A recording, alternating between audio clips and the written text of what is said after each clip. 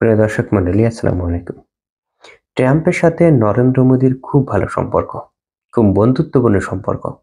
কিন্তু এই সম্পর্কের পরেও ট্রাম্প ভারতের উপরে অতিরিক্ত 25% ট্যাক্স শাস্তি হিসেবে আরোপ করেছে।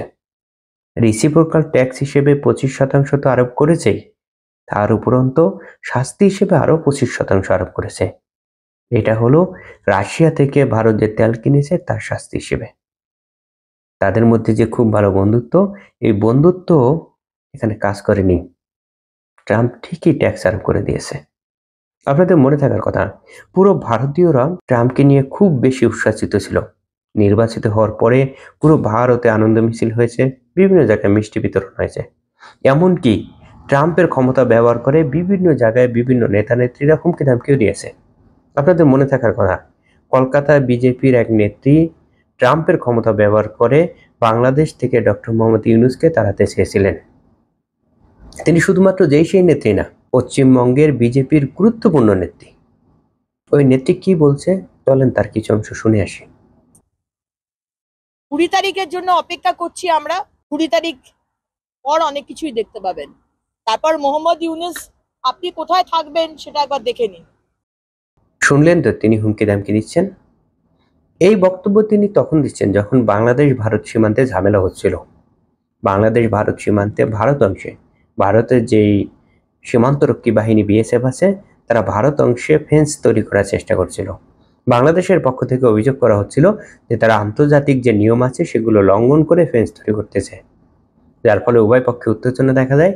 এর পরিপ্রেক্ষিতে কলকাতা বিজেপির এই নেত্রী এই মন্তব্য করেন, অর্থাৎ তিনি ট্রাম্পের ক্ষমতা ব্যবহার করে বাংলাদেশ ভারত সীমান্তের সমস্যা নিরসন করতে চান এবং বাংলাদেশ থেকে ডক্টর মোহাম্মদ ইউনূসকে তাড়াতে চান। অর্থাৎ তিনি নরেন্দ্র মোদীর চাইতে ট্রাম্পের উপর বেশি ভরসা করতেছিলেন। শুধুমাত্র একজন দুইজন নেত্রী না, পুরো ভারত জুড়েই এরকম অবস্থা ছিল। পুরো ভারতীয়রা ট্রাম্পকে খুব পছন্দ করতেছিল, কিন্তু তাদের পছন্দের এই ব্যক্তি তাদের পছন্দের কোনো মূল্য দিল না। তাদের উপর রিসিপ্রোকাল ট্যাক্স হিসেবে 25% ট্যাক্স তো বসালোই, তার অতিরিক্ত জরিমানা হিসেবে শাস্তি হিসেবে আরো 25% ট্যাক্স বসিয়েছে। ঠিক কিসের শাস্তি? আপনাদের মনে থাকার কথা, রাশিয়া যখন ইউক্রেনে হামলা করে তখন আমেরিকা এবং ইউরোপের বিভিন্ন দেশ মিলে ইউক্রেনের সহযোগিতা করতে থাকে। ইউক্রেনের বিভিন্নভাবে অস্ত্র দিয়ে, টেকনোলজি দিয়ে ইউক্রেনকে সহযোগিতা করে রাশিয়ার বিরুদ্ধে। এবং রাশিয়ার অর্থনীতি যাতে দুর্বল হয়, এই জন্য আমেরিকা রাশিয়ার উপরে অর্থনৈতিক এবং বাণিজ্যিক নিষেধাজ্ঞা দেয়। অর্থাৎ যেসব দেশ রাশিয়া থেকে বিভিন্ন জিনিসপত্র কিনবে বা বাণিজ্য করবে তাদের উপর ব্যবস্থা নেওয়া হবে। পুরো পৃথিবী মোটামুটি এই নিষেধাজ্ঞা মেনে চলে, কিন্তু ভারত এই নিষেধাজ্ঞা মানে না।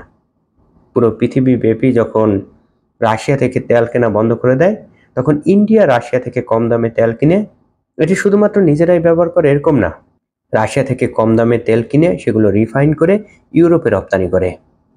এই বিষয়টিতেই ট্রাম্প ক্ষুব্ধ হয়েছে, যার ফলে নরেন্দ্র মোদীর সাথে এত ভালো বন্ধুত্ব ছিল, সেই বন্ধুত্ব থাকার পরেও ভারতের উপর শাস্তি হিসেবে অতিরিক্ত 25% ট্যাক্স আরোপ করে, যার ফলে রিসিপ্রোকাল ট্যাক্স এবং শাস্তি ট্যাক্স মিলে ভারতের উপর এখন টোটাল 50% ট্যাক্স বসানো হয়েছে আমেরিকার পক্ষ থেকে। অর্থাৎ ভারতীয় কোনো পণ্য আমেরিকায় যদি ঢুকতে হয় তাহলে অতিরিক্ত 50% ট্যাক্স দিয়ে ঢুকতে হবে। নরেন্দ্র মোদীর সাথে এত ভালো বন্ধুত্ব, পুরো ভারতীয়রা ট্রাম্পকে এত সাপোর্ট দিয়েছে, তার এত পছন্দ করে, বিভিন্ন জায়গায় তার পক্ষে আনন্দ মিছিল করেছে, মিষ্টি বিতরণ করেছে, বিভিন্ন জায়গায় তার মূর্তি বানায়া সেগুলো পূজা করেছে। তাদের মধ্যে যে খুব ভালো বন্ধুত্ব, এই বন্ধুত্ব এখানে কাজ করেনি। ট্রাম্প ঠিকই তাদের উপর ট্যাক্স বসিয়ে দিয়েছে। এই ট্যাক্সের ফলে ভারতের অভ্যন্তরীণ রাজনীতিতে কি পরিবর্তন আসতে পারে, এই ট্যাক্সের ফলে বিজেপির রাজনীতি বা নরেন্দ্র মোদীর রাজনৈতিক ক্যারিয়ারে কি কি পরিবর্তন আসতে পারে, সময় পেলে সেগুলো নিয়ে পরবর্তীতে আলোচনা করা যাবে। এখন শুধুমাত্র এটুকু বলবো, এই ট্যাক্স আরও পুরো ভারতীয়দেরকে হতভম্ব করে দিয়েছে। আজকে পর্যন্ত, সকলে ভালো থাকবেন।